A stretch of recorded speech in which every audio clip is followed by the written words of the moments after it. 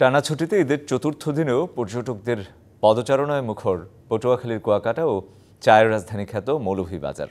সমুদ্র সৈকতে হাউর বাউর আর প্রাকৃতিক সৌন্দর্য উপভোগ করতে প্রতিদিনই ভিড় জমাচ্ছেন হাজারো পর্যটক।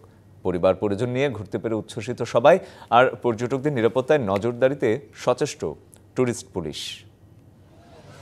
দেশের পর্যটন কেন্দ্রগুলোতে কমতি নেই ভ্রমণ পিপাসুদের।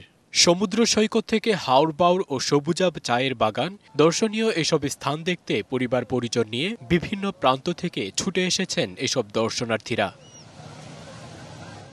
সকাল থেকে কক্সবাজারের সমুদ্র সৈকতে দেখা গেছে তাদের উপচে পড়া ভিড়। পর্যটকদের আগমনে হোটেল মোটেলগুলো পরিপূর্ণ, বিনোদনে বাদ সেজেছে অতিরিক্ত ভাড়া আদায়। হ্যাঁ, ভালোই নিরাপত্তা। কালকে রাত্রে 1টা পর্যন্ত বিছে ছিলাম, কোনো অসুবিধা হয়নি। আমরা 7,000 করে রুম ভাড়া নিচ্ছি এবং 5,000 টাকা করে গাড়ি ভাড়া দিচ্ছি। সূর্যোদয় ও সূর্যাস্তের বেলাভূমি পটুয়াখালীর কুয়াকাটায়ও দর্শনার্থীদের ভিড় ছিল চোখে পড়ার মতো। পরিবার পরিজন নিয়ে আনন্দ উদযাপনে মেতেছেন তারা। আমাদের মতো পর্যটকরা যাতে আরো বেশি এখানে আকর্ষিত হয়, আমাদের একটু পরিচ্ছন্নতার প্রয়োজন আছে।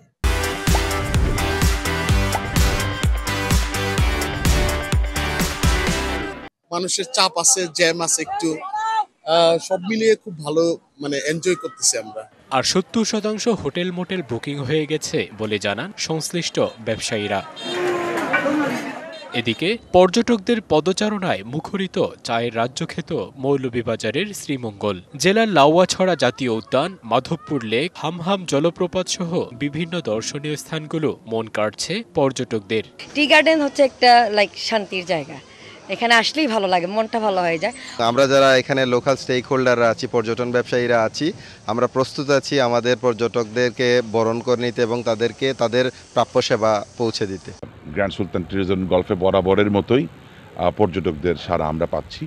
ভ্রমণ পিয়াসু মানুষেরা আসছেন সবাই পর্যটনের সেবা গ্রহণ করতে মৌলভীবাজারে। আমাদের পর্যাপ্ত প্রস্তুতি আছে, প্রত্যেকটা স্পটে আমাদের সাদা পোশাক এবং আমরা ভিজিবল পুলিশ আছে আমাদের। এই জন্য কোনো আইন শৃঙ্খলা বিঘ্নিত না হয় সেজন্য আমরা সচেষ্ট আছি। পর্যটন কেন্দ্রগুলোতে ভ্রমণ পিপাসুদের সমাগম আরও কয়েকদিন থাকবে বলে প্রত্যাশা ব্যবসায়ীদের। Shakib Al Hasan, DBC news desk.